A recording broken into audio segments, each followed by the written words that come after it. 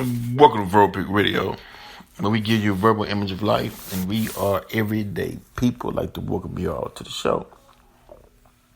Now, I know over the years you've heard of people talk about the reptilian race and the history of the reptilians on this planet, right? And if you can remember, I did a video a while back on Credo, Mutwa, and for those that are familiar with Credo, Mutwa, that's in South Africa, maybe he's part of the Zulu Nation, but he also talked extensively about the reptilian people with David Icke. Now, why this came up is because of this Coleman from Santa Barbara, California, right? And he's charged with killing two of his children in Mexico, saying that they had reptilian DNA in them that came from his mother. This is coming from, CBS or NBC One. Let me see. It's NBC. California dad killed his kids over q-anon and serpent DNA conspiracy theories, the feds claim. A California surfing school owner, now, he had a business. So he wasn't a bum. He had a business. He had a surfing school. He was charged with killing his two children in Mexico. He's a follower of q-anon and Illuminati conspiracy theories, right? Who taught the children were going to grow into monsters, so he had to kill them, federal officials allege. Matthew Taylor Coleman, 40 years old, was charged Wednesday with foreign murder of U.S. nationals in connection with the death of his 2-year-old son and his 10-month-old daughter. According to the U.S. Attorney's Office for the Central District of California, authorities said Coleman confessed to the killings and told the FBI that he used a spearfishing gun to stab them. Right.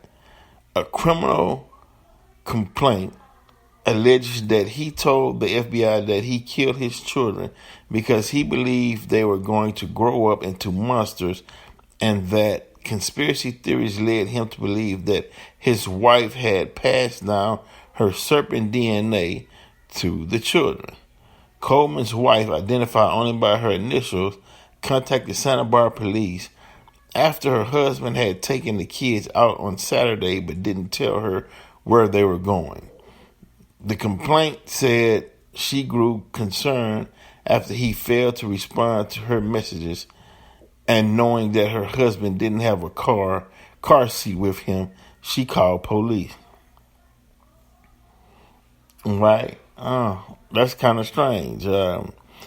Maybe they were separated, and he just came and took the kids, and she was like, "Where you going?" She didn't tell him, and she got suspicious, or maybe she already had her suspicions of him due to some of the things he said in the past. A missing person report was filed Sunday, and officers asked her to use Apple's Find My iPhone feature to see whether she could find Coleman.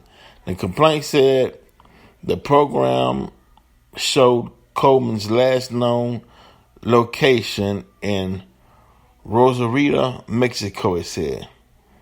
Police alerted the FBI to the investigation as it became a case of suspected parental kidnapping. Coleman was detained Monday after an inspection by Border Protection agents of his van upon his re-entry into the U.S., where agents didn't see his children and found blood in the vehicle, authorities said. Wow. The complaint alleges that Coleman confessed to killing upon being interviewed Monday and gave authorities the location of the murder weapon and the discarded bloody clothing. He also identified two bodies recovered by the Mexican authorities as those of his children. Now, conspiracy theories, right? Why are so many white males in America right, tied to these conspiracy theories and believing these conspiracy theories, right? There's something going on that we don't know, right? And some of the things that Trump, their leader, has said over the past would lead one to believe that he also believes in these conspiracy theories, or he's using them to keep his base, control of his base. Or, damn, some are going or spending money and fighting hard to debunk these conspiracy theories. Something is going on. Now, the question is, are reptilians real? Right? Now, I'm not sure, right? But I do know that over time, right, I've done an interview and I spoke and showed people Mr. Credo Mutwa, right? And I just want to let you all hear what he has to say about the reptilians. Because it's interesting, and the last time I did this, some said that the volume was low, so we working on that to make sure it's not low. But I want to take it from here, turn it up a bit, and let you hear what Credo Mutwa has to say about the reptilians. This world that we as thinking human beings must look into. And one of these mysteries is this.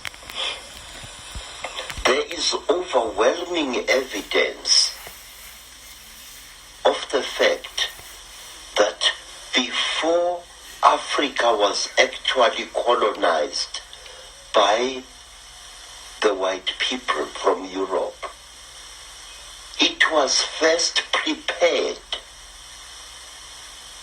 by strange people for this colonization. When the first Portuguese ships started sailing around the Cape of Good Hope,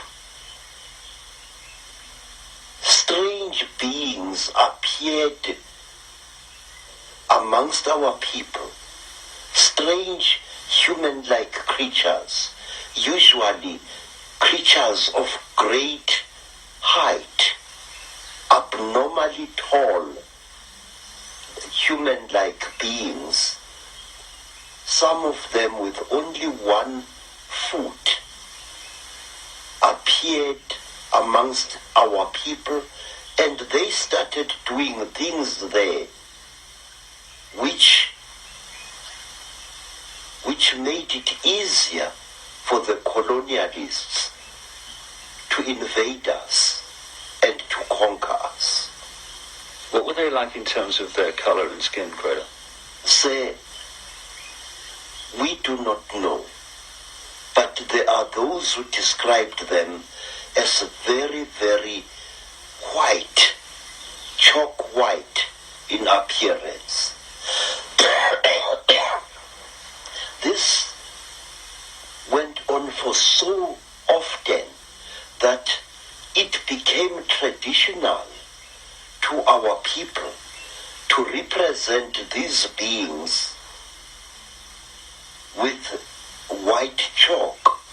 You found masks amongst our mask makers which were smeared entirely in white chalk to represent these creatures.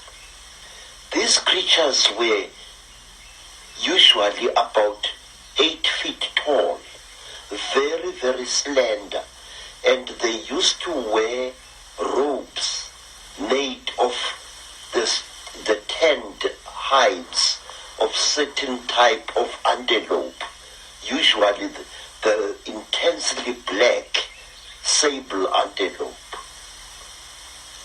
What name did the people give to them? We gave them the name Izilo Zengubo, the beasts of the terrible blanket. These creatures were dressed exactly like Christian monks, with hoods and long robes. In fact, I will draw you a likeness of one of them as it is shown in a rock painting. Now, these creatures used to live in holes in the ground or in underground caverns or in gullies over which a roof of logs and vegetation as well as swords was placed. And it may be of interest to you, sir, that Portuguese explorers and Portuguese seamen used to see these one-legged creatures hopping about and sometimes disappearing into the ground as if by magic. And these creatures were called by the Portuguese sailors monopods. They wore a long robe that reached down to their ankles, and they appeared as they moved through the bush as if they only had one leg. Monopods were seen in Africa, and they were also seen in America before America was colonized by the white people. Among the Native Americans? Yes, sir. One of the things that amaze me is that the story of America and the story of Africa was the same. It is said, sir, that these monopods introduced certain knowledge to our people. They actually prepared our people mentally for what was to come. For example, these monopods, these beasts of the terrible blanket, used to wear a cross-like ornament on their chests as a charm, a cross made of either gold or silver. Doesn't it amaze you that when the Native Americans saw the cross painted on the sails of Christopher Columbus's ships, they recognized it as a sacred object? Let me tell you, sir, exactly the same happened in South Africa, where our people were made familiar with the cross long before the white man set foot in Africa. And when our people saw this cross, this time brought by missionaries, they recognized it as a sacred object. In other words, now, I don't know how to put this there, but can you put it for me? Our people were prepared long beforehand to recognize certain Christian symbol and Judaic symbols. And when they saw them in the hands of the colonists later, they saw them for what they were. This is one of the reasons why, Mr. Ike, Africans accepted and protected Christian missionaries even while fighting a life and death struggle against white colonialism. How is it that a man would accept the religion of an invader while at the same time fighting a life and death battle against the encroachments that this invader was making into his native land? This happened in America, and this happened in Africa, and the sources of this acceptance were the same. I wish I could put this in much better English than I'm using now, because I feel it is important. I think you're putting it very clearly, that it seems that this Chitahuli were going around the world preparing for the occupation from the Illuminati Center in London and Europe of these various areas like Native America and Africa. Yes, sir. The story, you see, a great fraud is being committed in educational circles, in that the educationists in their ivory towers force our young people to look at the colonization of Africa and America as if they were two separate incidents.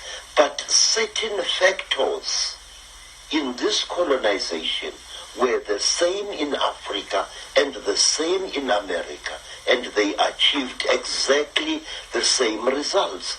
This is why I always argue that the conspiracy, the international conspiracy, began long before colonial times in Africa and in the Americas. And the results were the same. Look at this. Here is the great Zulu king, Shaka. Shaka is a warrior second to none. Shaka is also a prophet second to none. Shaka welcomes white people to his empire of Natal. Shaka allows missionaries to operate freely through his country. And when Shaka dies, before Shaka died, he warned his half-brother, Dinga, that he must under no circumstances attack the white people, and that he must allow missionaries to operate freely amongst the Zulu people. In fact, during the reign of King Dinga, Shaka's half-brother, two missionaries, Reverend Halstead and Reverend Owen, had a mission station within sight of King Dinga's great village. But wait, sir, let me point out one thing. These missionaries were converting our people to Christianity, and they often went out of their way to criticize and undermine the king's authority in the eyes of their converts. In other words, we have an amazing phenomena here where a great king is being undermined by the very people he has allowed to preach freely in his country. Why? Not a single South African scholar has ever asked himself why. Why were our people so seemingly stupid as to allow a foreign religion into their country? Now, let me show you, two horrendous tragedies.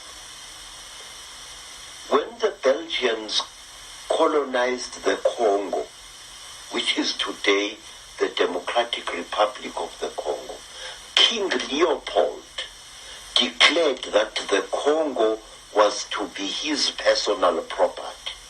And King Leopold and his men tortured and murdered several million black Congolese people in an act of genocide equal only to what the Nazis were later to do to the Jews. But under savage ill treatment, under savage torture and humiliation, the Congolese, virtual slaves in their country, still respected Christian missionaries and followed them and gained hope from them. And in 1907, this time in the country today known as Namibia, the Germans embarked on a policy of genocide against the warrior people known as the Hereros. They murdered so many Hereros. They tortured and slaughtered so many men and women of that nation that until as recently as the 1940s, Herero women were still so traumatized by what had happened that they were not producing any young at all. But in spite of the hideous genocide committed by General Van Trotha, in spite of the multiple murders, the Herero people clung to the Christian faith. Why? Exactly why? I now come to my people, the Zulus. When King Dingaan murdered the four-tracker leader Piet Retief, the act was watched by Reverend Owen and Reverend Halstead from their mission station, which was built on a hill overlooking King Dingaan's great village. Halstead and Owen, unharmed by Dingaan, decided to flee from the place after that. And Dingaan was deeply sorrowed that his favorite preachers had decided to leave him. And King Cetshwayo, the warrior king who won the Battle of Isandlwane in 1875 or thereabouts, never harmed missionaries. And a king who followed Cetshwayo, King Dinizulu, who was brutally tortured by the English, had a great friend in Bishop Colenso, a Christian bishop, and his daughters, one of whom was called Mary. Although he had suffered so much at the hands of the British authorities, King Dinizulu never abandoned his white Christian friends. They comforted him, and he depended desperately upon them and their Bible in his darkest hours. Would the same basic story, Credo, be true of how the British or the Illuminati based in Britain took over Australia too? Yes, I have found exactly the same stories.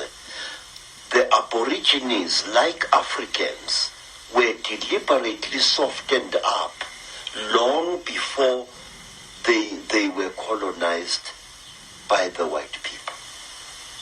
There were men, mysterious men, who often posed as gods, who undermined the will of the Aborigines to resist the encroachment of the colonialists. It's also interesting that Captain Cook, who is the guy who's supposed to have, quote, discovered Australia, New Zealand, that area of the world, Yes. was actually sponsored and funded and in fact controlled by the Royal Society, which was a Freemasonic and is a Freemasonic science operation based in London. Yes, sir. Let me show you another interesting thing. There is a man I have been investigating in vain for over 40 years now. A man who committed acts of hideous genocide upon our people here in South Africa. A man of whom historians are so fond that he is practically a white cow whom you may not dare to point a finger at. If you see me sitting in front of you, a man who was demonized over 30 years ago by the South African news media, it was because I asked questions about this white man, Sir George Grey. Who was Sir George Grey? What was he? Was he a Freemason? Was he an Illuminati? How is it that this Sir George Grey, who is the actual founder of the most oppressive laws that British colonialism ever settled our people with, apartheid was laid down by Sir George Grey. The carrying of identity papers was laid down by Sir George Grey in the 1850s, in the last century. And Sir George Grey dealt our kings a mortal blow. But let me first tell you, this man was sent from London to quell a Maori rebellion in New Zealand, which had defeated the efforts of military men. The Maori were unstoppable. Their rebellion was blazing like a bushfire through New Zealand. But when George Grey was sent to New Zealand, he managed to quell this rebellion with very, very little loss of life. What did George Grey do? I have never been able to find a book which tells me exactly what did George Grey do in New Zealand in order to pacify the Maoris who had beaten the efforts of the British soldiers. Because that same George Grey was brought from New Zealand to South Africa in order to quell a great rebellion by the Xhosa people. And George Grey used outright trickery in order to force the Xhosa people to actually destroy themselves. George Grey deliberately and cold-bloodedly tricked the Xhosa people into slaughtering their own cattle, burning their own crops. It is one of the saddest stories of our country's blood-drenched history. And almost overnight, George Grey reduced the Xhosa people of the Eastern Cape into a nation of dying skeletal starvelings.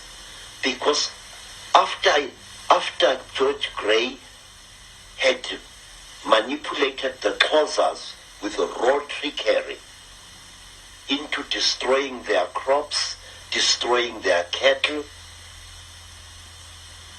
He practically had them on the plate.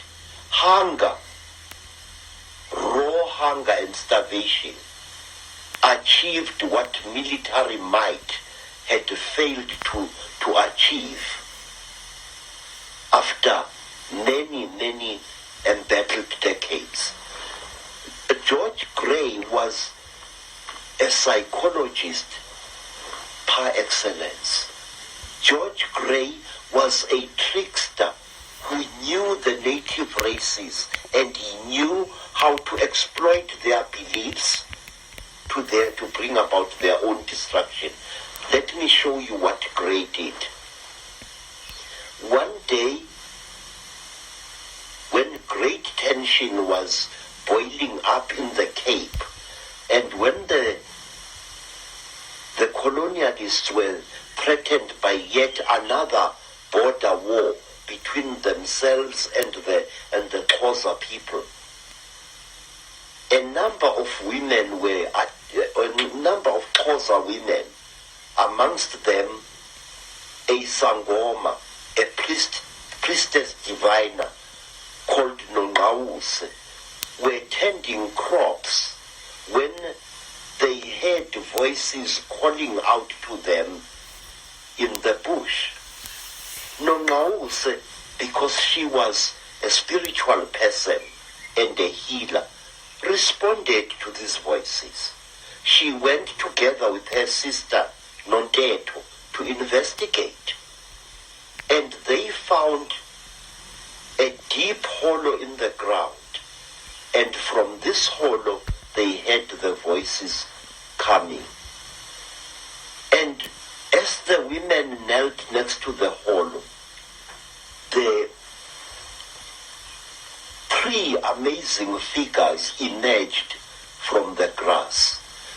Tall men wearing long black robes made of animal skin, with very big hoods on their heads, appeared out of the hollow. And one of their faces were painted white, or so it seemed to the terrified Xhosa women. And these men were unusually tall. And they told the woman, Nongawuse, whom they distinguished by her attire as a traditional healer, that she must go to the Xhosa people and tell them to start killing their cattle and start destroying their crops. Mr. Ike, I want to show you this book, a book which was published many years ago, a book written by me, and which made me one of the most hated black men in South Africa by the white establishment. In this book, I write, amongst other things, about a man called Sir George Gray. And in this book, I questioned certain things about this man, because Sir George Gray was the creator of race discrimination and apartheid in South Africa. Apartheid was not really created by the Afrikaners. It was created by this man many years ago. Well, Sir George Gray was Illuminati, a black magician, and fits the bill exactly with what happened in all these other countries you're talking about. Say, when I raised questions in this book about Sir George Gray, I was savagely attacked by nearly every professor in various universities of South Africa. The intellectual prostitutes, yeah? Yes. The liars in ivory towers, as I call them. I said that the That was Credo Mutwa, and he's talking about his experience in the history of these reptilians and Sir George Gray. Now, you all know that black people in America will not let white Christianity go, and will not let the hope that one day white people will receive them or accept them as one of their own. Right? Slavery happened. First, they converted blacks in America to Christianity and had a decree: if you don't convert to Christianity, they would kill you. They killed you anyway under Christianity. You got the lash under Christianity. You was enslaved under Christianity. They took your children and sold them, raped your women, all under Christianity. And until this day, black people claim themselves as Christians, and some even have a white Jesus in their homes. What is this whole, as he was stating, that was taking place in Africa? He said the same thing happened in Africa happened in the Americas. We went through the same thing.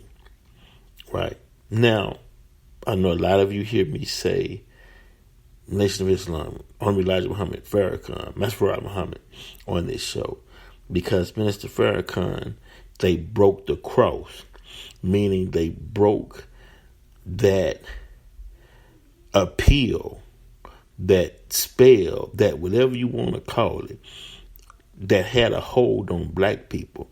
They found a methodology, a way, a science to break that attraction, right?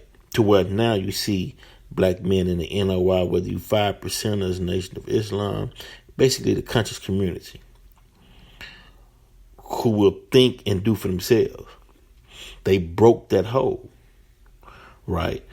And when you do something like that, of course, they're going to want to keep you quiet. That's why Ms. Farrakhan is banned from social media sites, because they need that attraction, that tie, that bond between them and black people in that Christianity.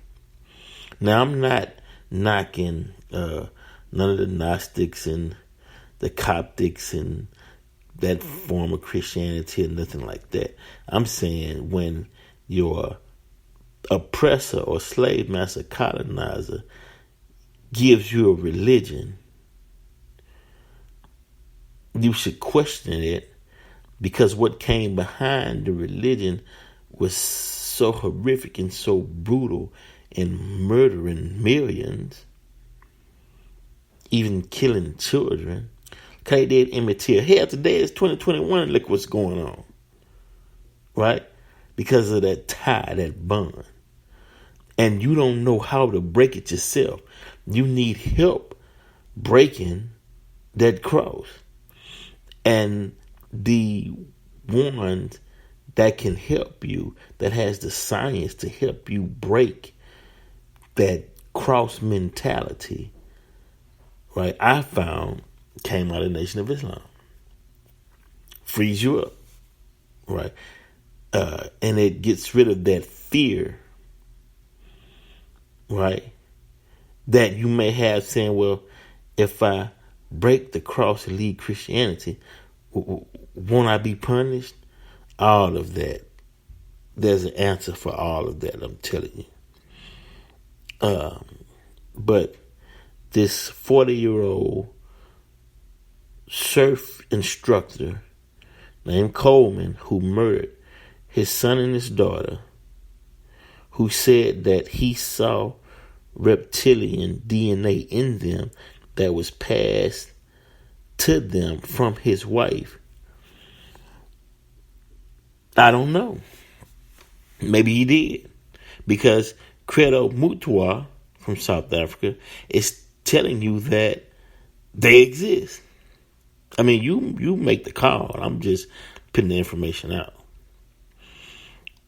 Maybe he thought in his mind he was saving humanity because he could have saw them passing a tradition into the next generation that would have kept people locked in. Maybe he's saying, we're not going to bring the mindset of these reptilians into another generation. Right. He's going to end it here. That could have been in his mindset. I don't know. But was he crazy? They're going to try to say he was mentally ill. Might have been. But I just wanted to see if we can draw any similarities from the story of Credo Mutwa and the reptilian DNA killings from the Santa Barbara, California surfing instructor murdering his 2 children. Verbal Pick Radio. We're out.